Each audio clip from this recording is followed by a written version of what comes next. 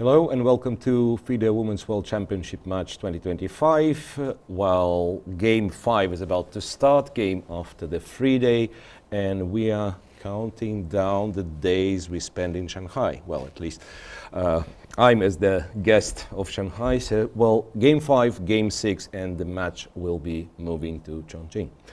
I'm Grandmaster Miro, next to me Grandmaster Zhongyi. We will be watching this game 5 together, while trying to analyze, to give you some insight, guys. Well, we are not always right on point, but hopefully at least entertaining. The game has started. I wanted to talk to you before the start of the game. That's already too late, but guess what? The Sicilian is back. The open Sicilian is back. I was wondering if Wenjun will decide to change the opening completely and go, say, 1d4. Now, we have the Sicilian on the board, and on move 4, Zhongyi has played a7, a6. So not the same as in the first game, but very, very similar, of course. Very, very similar, and it was very nice observation from you that Zhongyi somehow manages to, let's say, get very similar structures with white and with black, right? So let's see if she will succeed in today's game. I always say this game will be very important, so maybe I will say this as well for game 5. Yeah, so last white game before, moving to the other city, which I don't think matters much, but also before this 2 days of pause, let's say. And yeah, somehow I feel like it will feel like a little bit different tournament, like when you spend 2 days not playing chess, when you have to travel. It's very hard to kind of keep understanding it's the same match, So I feel like we will start almost from the fresh page in game 7 in Zhongyi. But so far, we are still in game 5. Bishop a6, bishop d3, bishop to c5. This is something that I think I know at least, well, something about. I've seen this move. Unlike, there've been a couple of games where on move 5 we didn't know what's happening. Here, yeah, it is relatively known. Bishop c5 hits the knight on d4. The most popular move for white, of course, it would be to go knight b3 with the tempo. We probably anticipate that. And knight b3 is played. Knight b3 is played. Now black, I think, has 2 moves that are playable. You can go to e7, you can go to a7. And now it is bishop a7. Okay, it's already on the board. It seems to be almost the only move here. Yeah, it's much more popular nowadays, and also it is logical because bishop a7 is something original. If you go to e7, you try to play, I guess later on d6 and so like as Scheveningen or knight of. There were these ideas when black would say your knight on b3, you think you are winning a tempo, but your knight on b3 is actually worse than on d4. Yes. Right, but somehow, yeah, bishop a7 is the main move. Of course, there will be a lot of examples of strong players in this line. I can see Magnus Carlsen himself played it against Jan Krzysztof Duda in 2022. There have been games from Caruana and like early in, well, not so early, but in 2007, Ivanchuk with black won against Vishianand in this line. So it is like very popular, of course. So bishop e7 now. And Miro, I have a question to ask you. Nowadays, the engines are getting better and better. So I think in the past, maybe when you play black, you just choose 1 or 2 main lines in your opening theory and just play it. For example, if I go for this line, I just always play this Sicilian line. Yeah. But nowadays, a lot of players, for example, Arjun Erigaisi, he will exchange his opening Every maybe- game, yeah. Yes, every game. Yes. So, which do you prefer? These two kind of From these playing two style? approaches, I think I was jumping from line to line, even like when computers were not that strong. It's not that I have had anything or everything analyzed. Yeah, I had some ideas, but I would yeah, back in the day, I would love to like change, and maybe not so much to change the opening because I want to change the opening, but I was very, let's say, focused on what my opponent is playing, and sometimes even like what is his playing style. So does he like this kind of positions and so on. Of course, I understand it's very, how to say, broad definition. You also have to play good moves. This was very hard for me, by the way. I would play like, you know, some line that I think, okay, he doesn't understand the Karokan or whatever, but I would also not understand it and sometimes get in trouble. But yeah, if you're asking for approach, I think nowadays you almost have to do it. Like, you don't want to be a target of specific preparation. Like, if you limit yourself, even with the most healthiest, the most solid line, like you only play the Petrov, for example, but Yes. still there are lines you have to remember to move 25, right? If you want to like really hold it, or you end up like in a slightly worse position, or if you follow the main line and you don't remember, you may as well lose by move Yeah. 25. Right. So you want to be flexible so that your opponents cannot really target you for a very, very long line. That's the feeling. Even the guys like, as we were talking, like Maxim Vashyalagraf, maybe one of the examples, who till very, very recent, he would play one opening against e4, one opening against d4. But now even him, he changes from time to time. Okay, we are getting some moves. Bishop a7, castles short. And knight e7. Knight e7, the most flexible line possible. Yes, and nowadays the engines are getting really better and better, and sometimes I cannot understand what the engine said. Actually, last year when I prepare a player against the black, I play white, and Grandmaster play black. I know he played this e6 and a6 person line all the time, so I want to make something new, and you know, Stockfish 17 says the position here h3 is the second best move. Yes. Yeah, it's Wow. and I prepared this line. But here you don't even understand why h3, right? Yes. Like in some, let's say in the Naidov, there is this line with h3, because the black knight is already on f6, and you want to go g4, g5. Yes, so back in the day, when the engines were weaker and we felt like, you know, we humans understand something, you would say, no, computer doesn't understand this chess, right? Maybe I need to direct it, and instead of playing h3, play something development move. Now, yeah, you really have to pay attention to all those like interesting Yeah. well, which are not the sidelines, apparently. So computer has an idea in this position. Right, yeah, that's a fascinating story, h3. I think a lot has changed in our, let's say, preparation, but also understanding after the famous, well, okay, famous for very limited amount of people, but around 2020 there was a Leela Stockfish match. Yes. And Leela was the kind of new type of engine, the neural net one, right? And it played like extremely strong, beating, like I think it won the match against Stockfish, and also it was playing in a way more human chess. Like Stockfish would be poor calculator, like take all the material you give me and so on, right? And then Leela, it showed that you can play for a very long dynamic, you can sacrifice stuff, and we actually learned a lot, I think, from this particular machine. Yeah, so castle short and knight e7. There's still, I believe, yeah, there's still some Lot of games. lot of games, and it's not only like new things, but back in the day, Sergei Rublevsky, who now some people might know as the coach of Russia's women's team, Yes. but he was a very strong grandmaster himself, right? And he played it a couple of times. I can see in the database maybe more than a couple of times, but I can see a couple of games of Rublevsky in like 2007. So back then he was doing it. White goes c to c4. And you know what? Like I can imagine black castles at some point, white goes knight c3, some d5, and again, like position could be getting to familiar territories. Yeah, c4. Yes. Sometimes black can go d5, and sometimes maybe castle knight c3.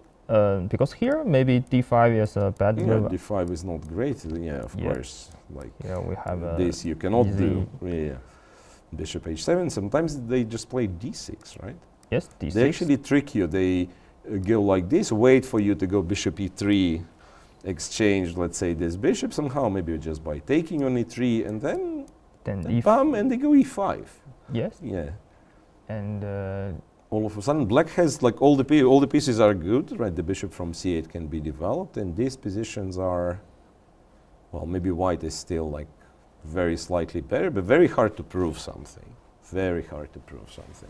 Basically, like you have a very, if this happens, like you have a very bad knight on b3, and the moment you start moving it, then black goes knight d4, other knight to c6, and very solid. Yeah. Okay, so today, the same pattern so far. Okay, it's only 10 minutes into the game, but same pattern. Wenjun spends some time, well, not a lot, but still spends some time. Zhongyi blitzes her moves out. Yes, showing like I'm very well prepared. I'm aware of what you can do here in this line. So after c4, yeah.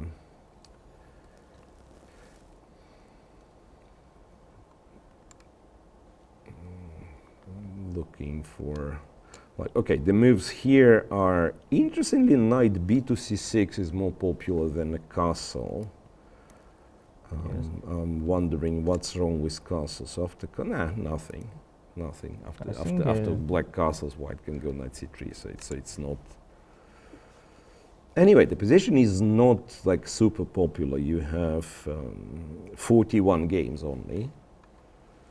And a couple of moves ago, we had 800 or something. Yes, I think it's because c4 on ace move maybe not not so popular. Yeah. Yes, maybe queen e2, bishop e3. They very often do this, and maybe the reason for that, I'm actually thinking, maybe the reason for that sometimes, like if the bishops are exchanged and black goes d6, something, maybe knight d2 sometimes, knight d2 to c4 so. And something like that. Yes, I think I will show your idea. Sometimes sometimes you go here and you try to go a4, knight c4, and press on d6. Yes. Yeah. So c4 feels like defining the structure, kind of committing the structure, maybe a little bit prematurely, a little bit too early. But yeah, still absolutely normal. Knight b8 goes to c6. Well, now this is the computer I have. It's not a very deep, it's just some cloud engine, but not very deep one. It doesn't really want to exchange the bishops. It goes knight c3, and after, let's say, castle, goes bishop f4. One of the options. I don't know what let's say what to take from it. It's just like it suggests that you can go bishop f4 and some tricky lines. But yeah, actually later on it does go bishop e3. Yeah, it does go bishop e3. So black's bishop on a7 is of course a very nice piece. So you probably want to exchange it. And I want to interrupt you, and because I want to show the guest today to open the chess, start the chess for two players is Shanxia Li, director of Shanghai Xiangqi Association, and to help Tan Zhongyi with black to start the chess is Chen KK, president of Hong Kong China Chess Federation, member of the GSC. Yeah, so we are getting new guests every day to start the game, which is, I think by this point is like a established tradition, but I think like in old historical times they would only appear once to start the tournament, and now now I actually like this one, so that if, let's say, if you contributed to the organization of this tournament, either financially or just like helping with organization, it's pleasant that you come on stage and you start one of the games of the World Championship. So it is a good initiative. Right. Something I wanted to mention, that after knight b3, bishop a7, I think queen g4 at some point used to be, or I'm confusing stuff. No, here queen g4 doesn't make any sense. Yeah, but queen g4 is a popular line, at least in the past few years. But nowadays, I'm not sure queen g4, and too many people play this line. Queen g4, the idea is, of course, yes, if you don't defend the pawn, I will take it. Yes. Black goes knight f6, inviting you to take the pawn, which is not a great idea. Yes. Because if you take on g7, it's rook g, bishop f2. Yeah, bishop f2 is maybe more precise. I don't even know. Yeah. Yes. Anyway, rook g8, queen h6, bishop takes f2 is possible, and this is like very good for black. But white normally drops the queen to g3. Yeah. Queen g4, queen g3, and speculates, yes, I cannot take right now, but the queen is nicely placed. Also, this queen supports bishop e3 later on if you want to. Yeah, so it's not impossible to play like that. Yeah, it used to be. Now I see, like it used to be pretty much the main line in the middle of 2000s, like 2005, 2006. I can see Gata Kamsky playing it with black against, among others, Hikaru Nakamura. Yes. Even now, Gata plays this line with black. So Gata is, well, answering your question, like if to change the line or not. Gata is the example of, like, he knows the line very well, and he can play it even up to these times. But also, this is maybe the line which is very hard to fully analyze. It's not very forcing, right? So you get this structure, maybe if you know everything, let's say white is slightly better, but it's not like you can checkmate or something. And when Zhongyi play really fast in the opening, bishop c7, bishop c5, bishop a7, maybe even Wenjun knows a lot of theory after queen g4, she don't want to choose the tricky line. Yeah, I understand. Yes, that's why. Castles, knight e7, c4, knight bc6.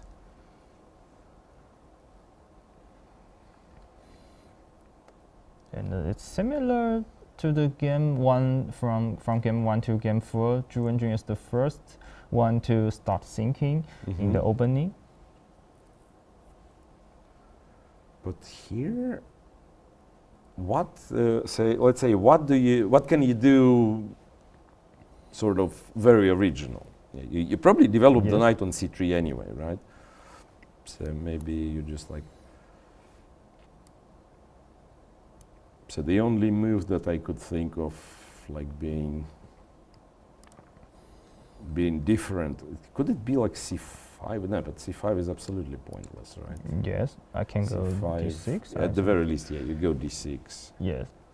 There is nothing better. You go d6, e6, queen d6. There is no tactic, and like black maybe already slightly better. Yes. Control some dark squares. It's not like I like c5. I'm just trying to explain what Wenjun could be thinking about, because knight c3 is very natural. And we before we mention the line like castle, bishop f4, and after bishop f4, maybe c5 is an idea. Yes, like if I'm allowed, ideally I want to play bishop d6 if you somehow sleep and forget to make a move, right? Bishop d6, c5, knight g6, bishop d6, rook e8, c5. This is, we are talking about maybe white being seriously better. Yeah, but why I'm saying that it's a little bit surprising to see white thinking at such an early stage. Well, of course, she feels responsibility. It's a World Championship match after all. But let's say if you guys at home learning how to play, let's say, positions after you're out of like precise knowledge, One of the methods that I actually like, and I think it works almost on every level, you can ask yourself like, which move I will make for sure. Yeah. Right? Because, and I've seen like, first of all, it helps, and also sometimes counterexamples are funny, because let's say you have a plan in this position to go knight c3, queen e2, and h3, for instance, 3 moves. Yes. And people would start with h3, right? Well, the knight obviously goes to c3, right? Queen e2, maybe so-so, h3, maybe you don't need it at all. Yeah, so in this case, knight c3, it's very hard to imagine you go knight a3 or knight d2 after you played c4, yeah. So knight c3 is very logical. Was played eventually, and black very quickly respond with knight e5. Right. What is this? Man, this is really provocative, I want to say. Yes. And I think this is maybe the reason knight c6 is better than castle after c4. Wow. And let me tell you, there is one game on Lichess of not very high rated players, but in 2024, where this was played. I'm still trying to understand what's the idea. Okay, I mean, one idea is you want maybe to take the bishops, but if I play bishop e2, let's say, because usually my feeling at least is like if you play knight e5 so quickly, maybe like queen c7, trying to take this pawn or something. Yes, and sometimes maybe I will quickly play something on the king side. Yeah. What I wanted to say, like, strangely, g5, if g5 would not blunder a pawn, it could be a good positional move, stopping f4. Let's say g5 and white somehow doesn't take, and you go rook g8 or knight to g6. Yeah, this setup, knight on e5, and the pawn on g5 kind of protecting this knight, so it cannot be kicked out with f4. Yeah, but g5, of course, is not possible here. Yes, we can find some Fischer's game. The idea from like the G5. hedgehog, yeah. When he castled, he was even castled, and he went king h8, rook g8, and then g5. Yeah. Okay, so knight to e5. So bishop e2. After bishop e2, if I go queen c7. Queen c7. And the thing is, like, how bad is it for me? Like, does black really want to take on c4? Yes. If let's say if black really wants to take on c4, and that means you have to play knight d2. But I'm not sure. Maybe white can play some move more aggressive. Yeah, but I understand. Yeah, after knight d2, you can actually go g5, or you can go h5. Yeah. Yes. This looks nice. Yeah. Yeah, we have nice. different kind of plans for black here. Like I use 2 colors to give the plans for black. Right, but after queen c7, and this bishop again, I'm looking at the compy suggestion, and it says c5 you can play instead of going knight d2. And here, I would actually believe that like capturing on c5 should be really dangerous, right? Knight takes, queen takes, and your black bishop squares. e3, like your dark squares are, and you also lose a lot of tempi. Like if you go queen c7, it's rook c1, or knight, like rook c1. If knight c6, you can even go to d5 maybe. Yes. Yeah, so this can be, maybe d5, maybe you take in castle. And what do I get? No, maybe I shouldn't play this knight d5. It's like very, very common move. Yeah. But I can go f4. I can go lot of good moves here. Yeah. This looks like a bad position. Yeah. So after queen c7, if white goes c5, maybe black shouldn't take. But you can. What can you do then if you don't take? Some b6 or b5. It's very tricky. It is very tricky. Yes, and the c5. Maybe I go h5, but I'm not sure this is work here. I want to go knight g4 next move. And here, white cannot play bishop f4. Yeah, this is important to notice that bishop f4, there is always knight f3, and this bishop on f4 is very important for white. It's like you would almost be happier to lose a1 rook for this knight on e5, but not the bishop. Yeah, coming back to this conversation we had about relative strength of your pieces. Yeah, so queen c7, c5, h5. If I'm scared, I can probably go h3, but I don't like to go. I don't like going h3 in such position. So I guess bishop e3. Let's say knight g4 can take, pawn takes, and okay, I probably shouldn't blunder checkmate, so like g3. Yes, and seems like this is a position bad for black. Yeah, it's like it's tricky because if you would have maybe two moves in a row, like knight g6, knight e5, or maybe just the bishop from c8 develops, right? White king and squares around white king are very weak, but because black still played for speculation and it did not develop the bishop from c8, the bishop from a7, this is like your attack is probably stopped here, right? And then yeah, this looks like a good position for white. Okay, we will see. Anyway, knight e5 promises us, that there will be some conflict early in the game. Okay, let me ask you the other thing. Yeah, that probably bishop e2 is the best move, but if white doesn't do it, if white does, I'm not sure what, king h1. I'm afraid to play king h1 because then you actually can go h5 and I've seen it so many times. Yeah. c5 on the board immediately. c5 on the board immediately. I'm not sure it's as good as bishop e2. Yes. Let me see. Yeah, we've lost, or not lost, but there is no more games in the database. There was still, with this sideline 95, a rare line, there was still one game. Now after c5, we are in a new territory.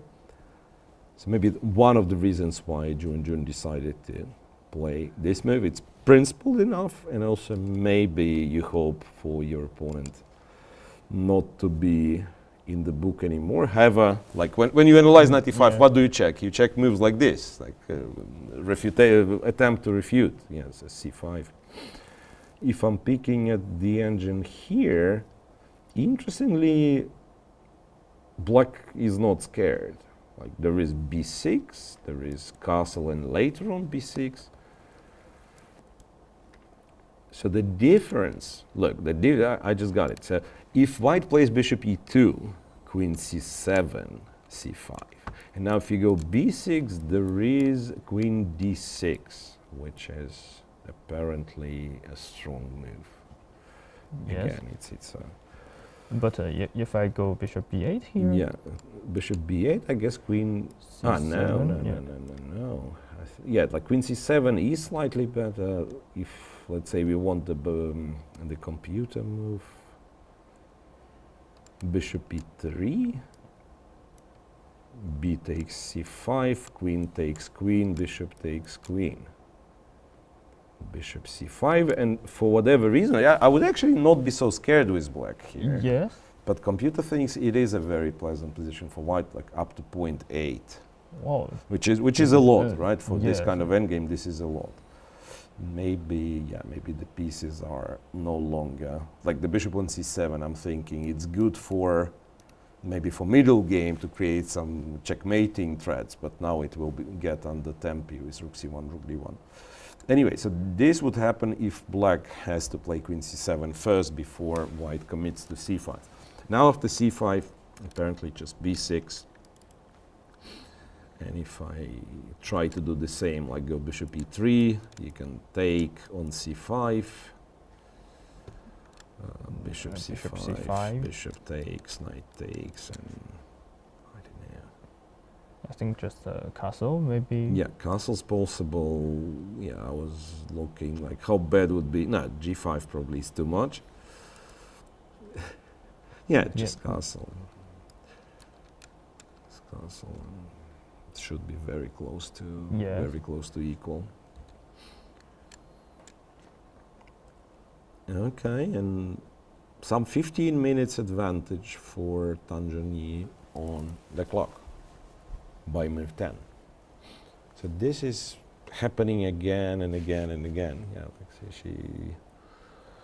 she spends less time in the opening. And what was interesting when you told me, like in her interview, she said she wanted to spend, like to play even faster, right? Yes. To put more pressure, because you would think, especially after the game that she lost, you would think, yeah, maybe you need to, let's say, spend more time to pay more attention, but players feel otherwise. But then again, then you have an example of, I want to say, a player who no longer exists, and it's young Jan Nepomniachtchi. Now he is like much more serious, but Jan Nepo, like when he was maybe 22, 23, he would play the entire game in 10-15 minutes. Doesn't matter the result and doesn't matter the quality of the game. It could be like terrible, and it also could be brilliant. And he would barely spend any time. You probably know this. Yeah, like Nepo was like that. So maybe some people just need this rhythm and the feeling of like pressure on the clock is part of the game, which it's absolutely, I'm absolutely sure it is. Yeah. Yes, but absolutely sure it is. I think it depends on which style of the player you are. Yeah, the style, the personality even, right? Like what do you take this game for? There are scientists who always want to find the best move in each position, right? There are maybe like artists who wants to play, I don't know, some beautiful chess and so on, maybe a game of his life every game. And then there are sportsmen, which, let's say, I don't care if I win, I win. Maybe I was like all the material down, I had won my last pawn and you lost on time. That means I win. Yeah, and there is like increasingly, especially with internet chess, there's increasingly more and more people like this, which I do not necessarily like. But of course, in a tournament or in a match like that, being a sportsman is, of course, as important as being a scientist or an artist. Yeah. Okay, but after I said all that, I understand that maybe Zhongyi is double checking her lines and what she can do. Yeah, d6, by the way, would be not as good as in the previous in the previous line. d6, yeah, like cd6, and you cannot take back because bishop b5, and this is it's a little bit tricky.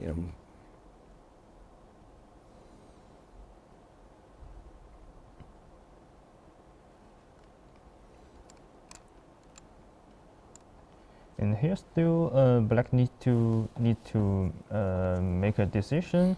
I go b6 or take on d3 and b6. Yeah, and I'm checking. I actually thought that, like if we went knight e5, that we probably wanted the bishop. Can we take and go b6? But somehow bishop, maybe I understand what's the difference. So computer says this version is slightly better for white, maybe not so slightly, up to 0.6. It goes bishop f4 somehow. If bc5 goes bishop d6, and we can imagine the bishop on d6 is very annoying. So basically there is no like some crazy tactic. I will win back the c5 pawn and white is better. And I think before you take on d3, let's say after b6, if white goes bishop f4, you always have knight g6 with a tempo, right? Knight e7 to g6 with a tempo. So the bishop is not getting to d6, and that's why in this line black is actually better immediately if you go bishop f4. So it's a matter of move orders, because if you force white, let's say, to take on b6, maybe later on you exchange on d3, but first it's important to play b6. This is the same stuff like knight c3 and h3. Yeah. Like play the moves that are important and later on decide what's what your plan is.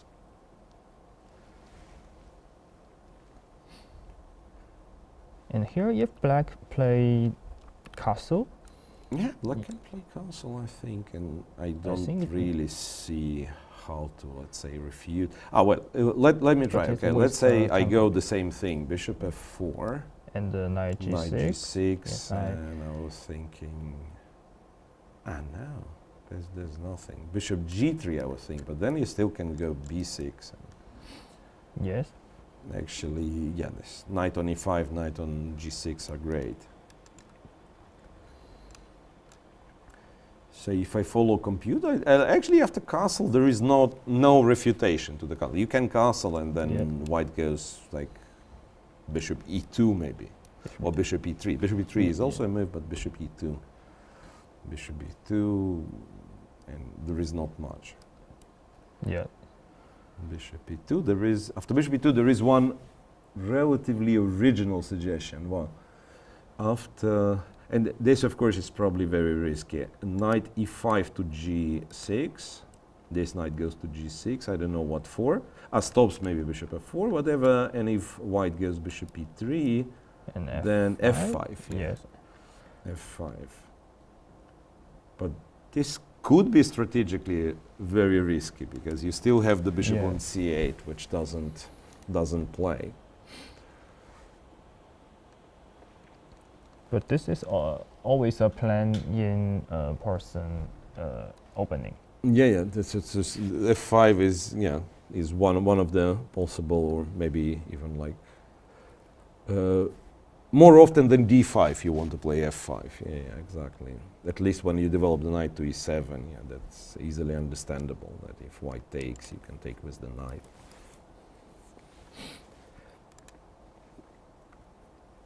Okay.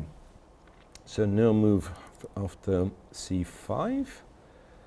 And the more I look at this position, I want to say that today it will be very, very hard for the ladies to get something symmetrical. Because that was the case last couple of games, right?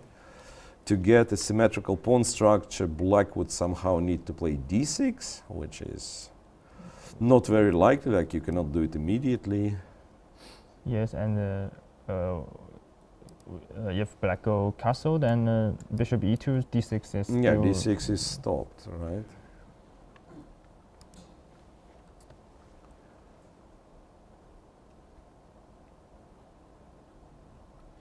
Okay, Zhongyi is catching up on time.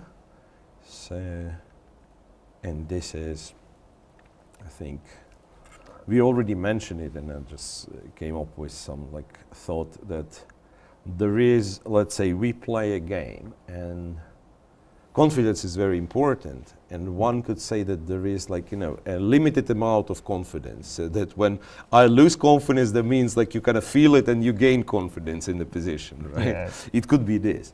So if, let's say, Wenjun was a little bit worried after Tan played so many moves quickly, then maybe now, after black, first of all, has started to spend time, and also knight e7, g6 apparently is, at least if I trust this machine, is not the best, but computer once again wants to just like go bishop e2. It's tricky. I understand, yeah, knight g6, and who knows, maybe it will be like some queen h4, h5.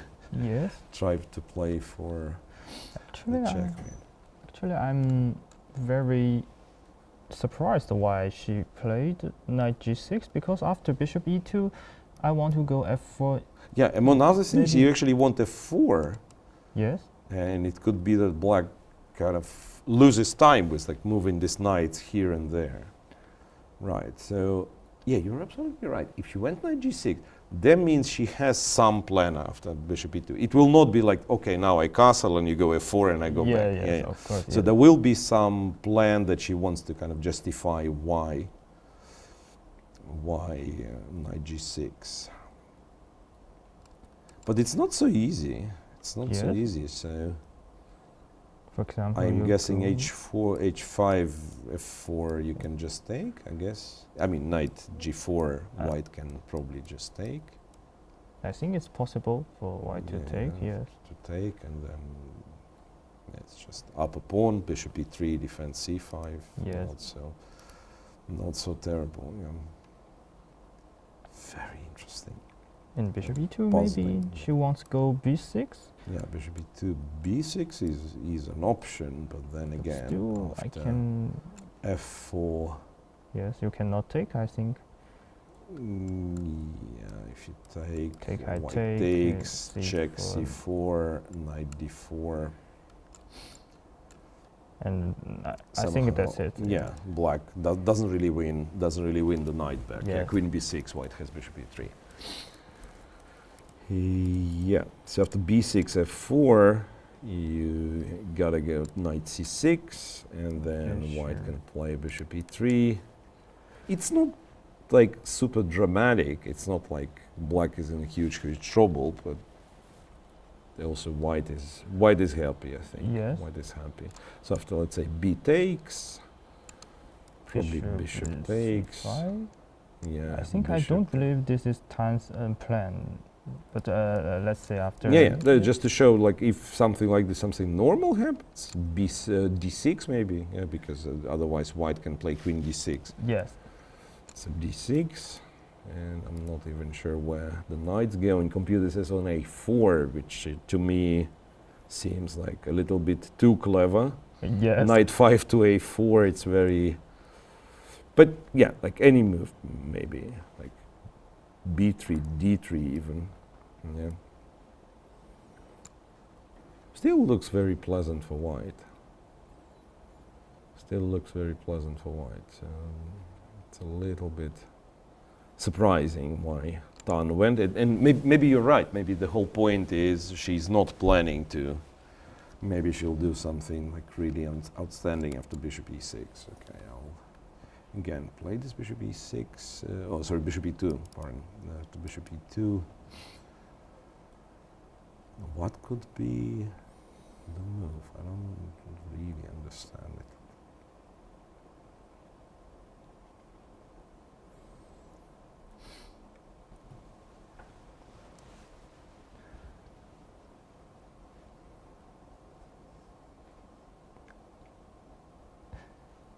I think it's a mystery. It is a mystery, right? Because like, why I'm posing, I'm looking at some like crazy tactical lines, and I understand computer doesn't show it, but something that you could think works and play for this, like some queen h4 or something. But again, after f4, the knight goes back. Yes. So it's very, very hard to explain. I think I want to try something crazy, but seems a very stupid moves. For example, if I go queen h4 and you go f4, can I go bishop b8? Very stupid things here. I think it's bishop b8, but let's say, like if I take, then it's bishop takes e5, yeah?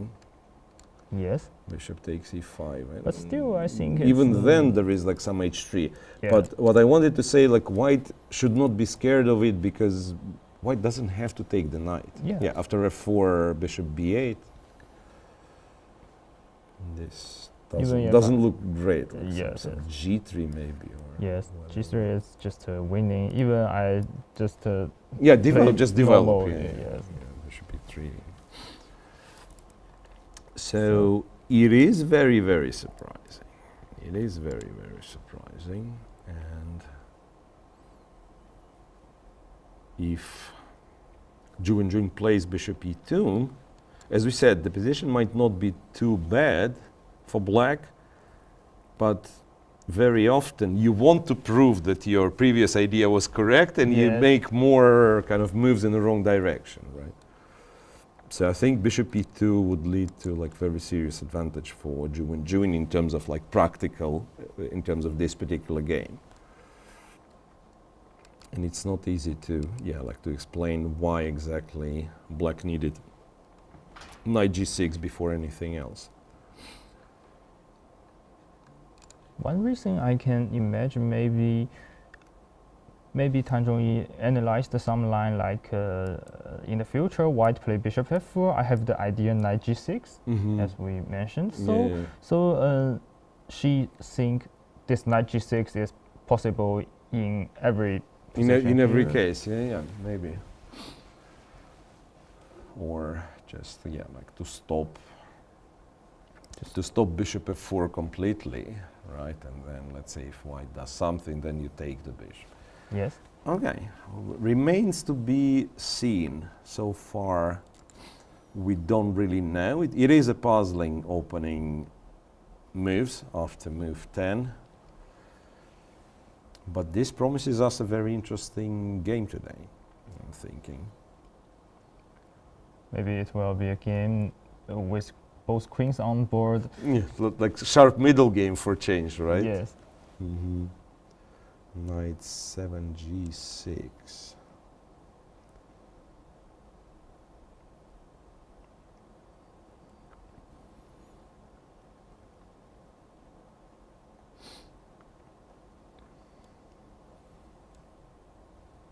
Yeah, it is very hard for me to understand. Yeah. I guess you just play something after a 4, you go back, and it is what it is. Yes. Oh wait, queen c7, for example.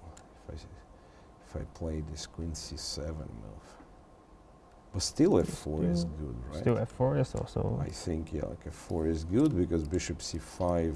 Take. Bishop c5. I Bishop think c5, king h1. Yeah, king h1. Yeah. The knight is trapped. Yes, I just seen that computer says white is much better and doesn't even take the pawn on c5 with a check. Yeah, it's simply because bishop c5, king h1, and white is winning. And again, like speculative sacrifices, like maybe go h5 and go knight g4, they are possible. Yeah, like after here, yeah, like go h5, go knight g4. They are not bad in 1 minute blitz, but not in the world championship match. Yeah, not in the world championship match. Okay. Even the date before yesterday, Wenjun has some d5 move, which is according to computer is the best move, but you need to sacrifice a pawn. But this is really hard for you to make a decision in a world championship match. Right. But now, after spending some time, she does play bishop e2. And you get your explanation. Black immediately plays b7, b5, like if it was all prepared. b5. I think this move I know her idea after d5. To if you go of f4, course, yeah.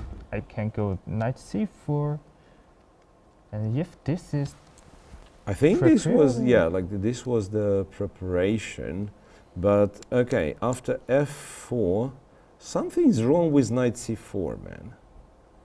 Something's wrong with knight c4. Something very simple wrong with knight c4.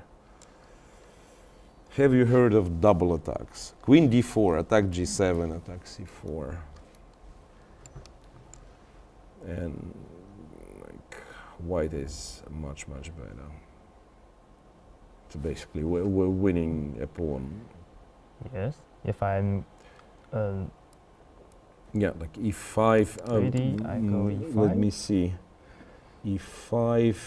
Yeah, I know that like computer says queen d5 is the strongest move. I'm thinking is if it's the only move, not really. Like even fe5, knight c5. Now you get the d5 square. You know, so like this is not the strongest. So queen d5 was almost winning after e5. But even I don't see queen d5. I just like exchange. So basically, my c5 pawn survives, right? So instead of like undermining it with b6, black went b5. So should I say that this is first time in this match where Wenjun can actually get a big advantage in the opening, right? Because like she was getting pleasant positions, she was getting like slight initiative.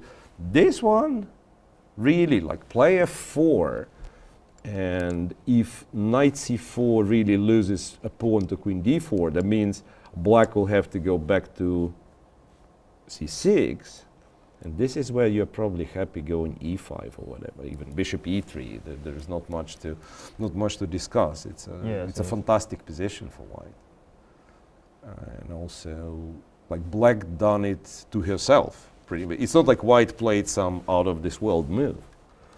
Yes, so it is a sign of, I don't even know, like nervousness or something. This b5.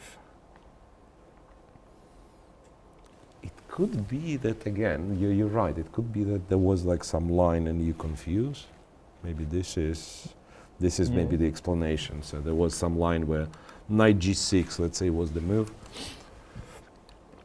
I think maybe Tan Zhongyi mixed some other lines into this. Right, and I think who was possibly Vishy, but I think like a lot of players could agree on this. Like sometimes it's better to know nothing about the line than to know 80%. Right, if you know the line precise, if you know 100%, that's the best, of course. But then if you don't know at all, you are still a very good player and maybe you'll play some reasonable moves. But then you are like somehow in between, and this happened to pretty much all of us, because you can no longer play this position. You start like what it was, the bishop was going where, and you start to recall, you cannot really calculate because wait, I've analyzed this. Yeah. This is the worst feeling, really. So it could be an explanation. Yeah, it could be an explanation. f4 played.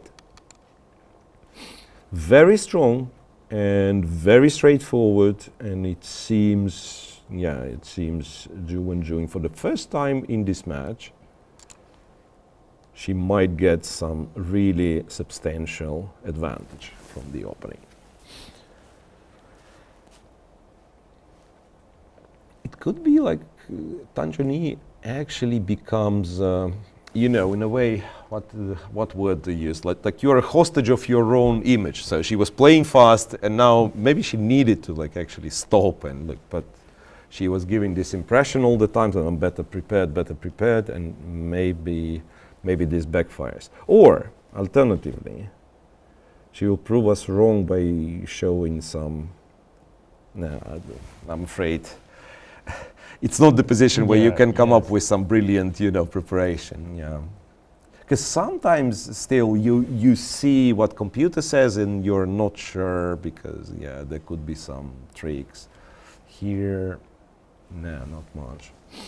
Yes, it always happens in a position which someone's already sacrificed a piece or some pawns, and the computer first said it's equal, and you wait a second, and like it goes up or down evaluation. Yeah.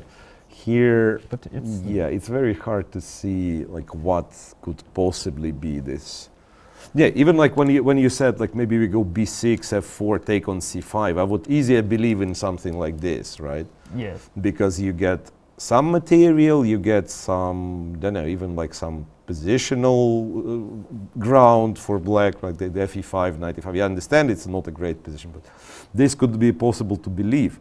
But after b5, f4,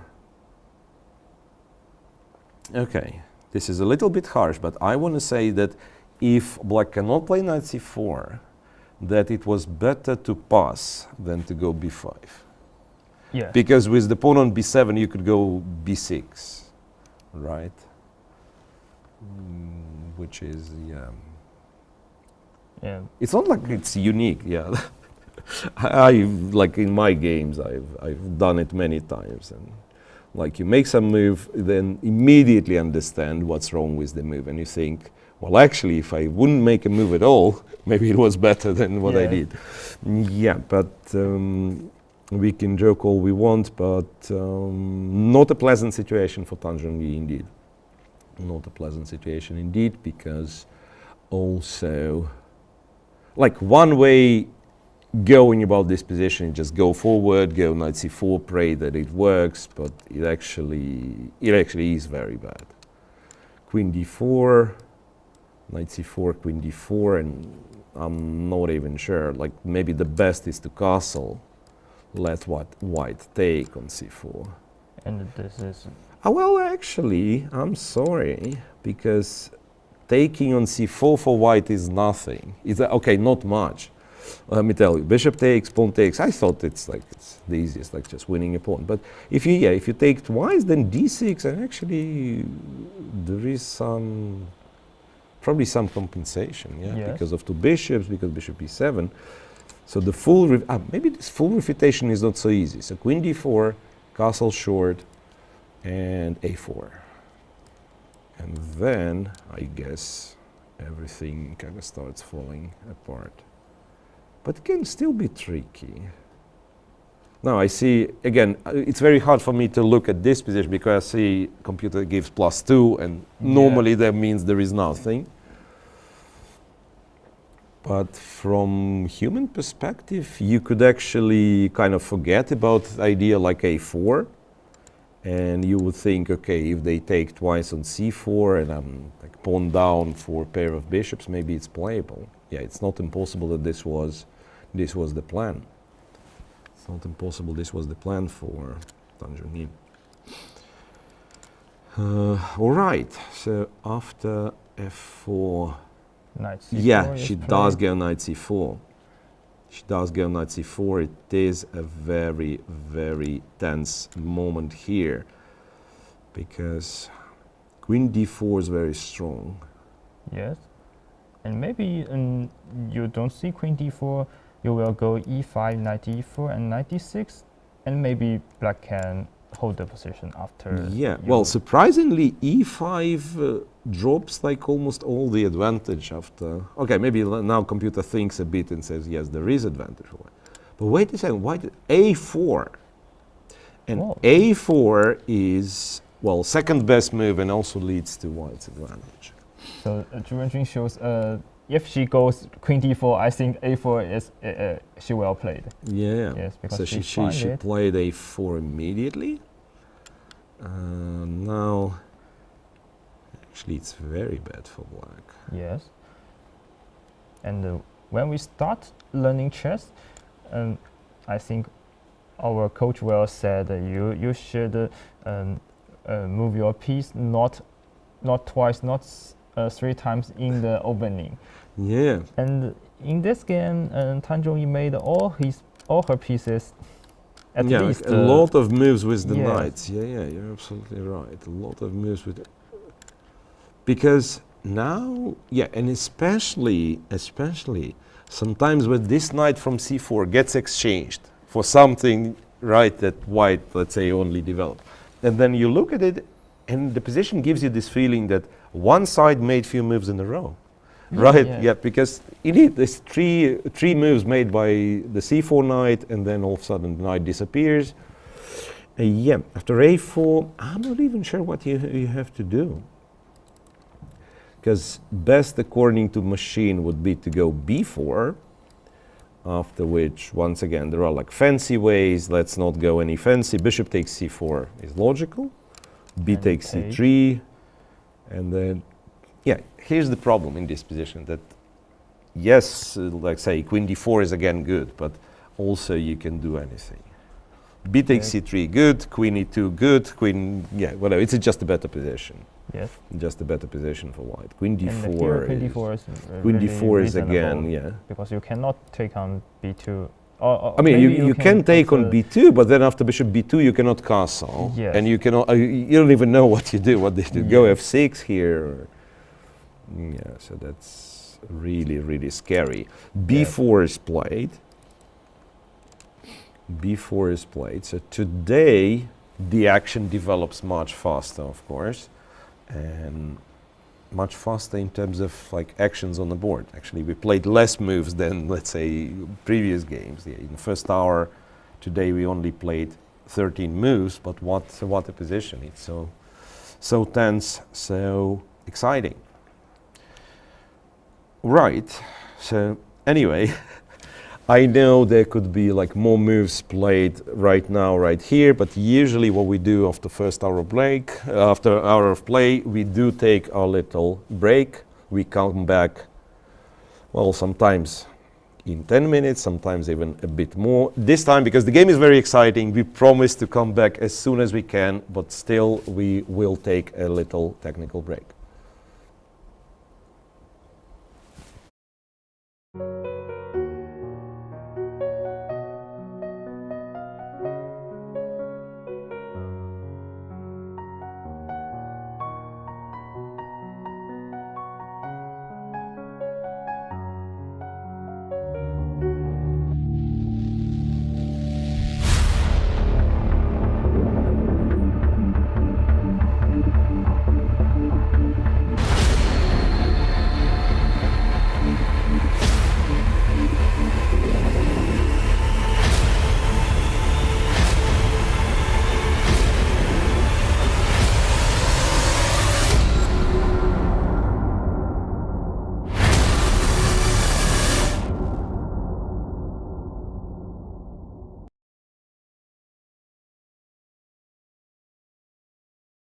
Mr. Wang is the honorary president of Shanghai Xiangqi Association. His other role includes one president for the model role of Shanghai, which includes fostering younger generation of chess players.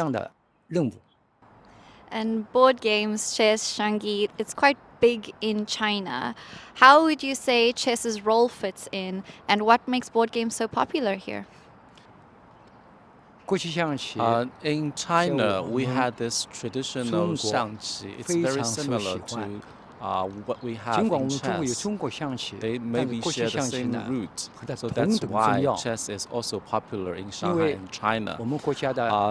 We had so many great players make so many great achievements during the years, mainly because the leaders show their enthusiasm and support during the several decades.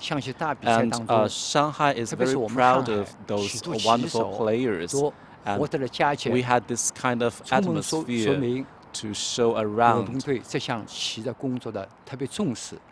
And regarding the match, of course, you're being from Shanghai. Are you supporting Zhu, or what are your predictions and impressions of the match? He has great hope for Zhu and Jing this time. But in a big picture, chess is for friendship all over the world. So he hopes that this match will show that China is ready to be very friendly and open to the whole world. And in general, chess is for friendship. This is the third time he attends such a great event, and he is sure that Shanghai will be the window to show that we are ready to receive so many guests from FIDE and from all over the world. And regarding the player's strength, is he following the games? Does he understand chess? He is a super fan. He watches online with live, and sometimes he will go to the live venue to watch the games. Also, he is very keen to help the young kids to understand, to learn from those masters. So this time, he will also try to bring more kids to visit this venue. And also, maybe in the future, he will go to schools to promote chess and to find a younger generation who can be chess fans, maybe in 5 or 10 years. And he believes that this is great for kids because this is probably the best heritage for them to understand and to learn and to be friendly to the world.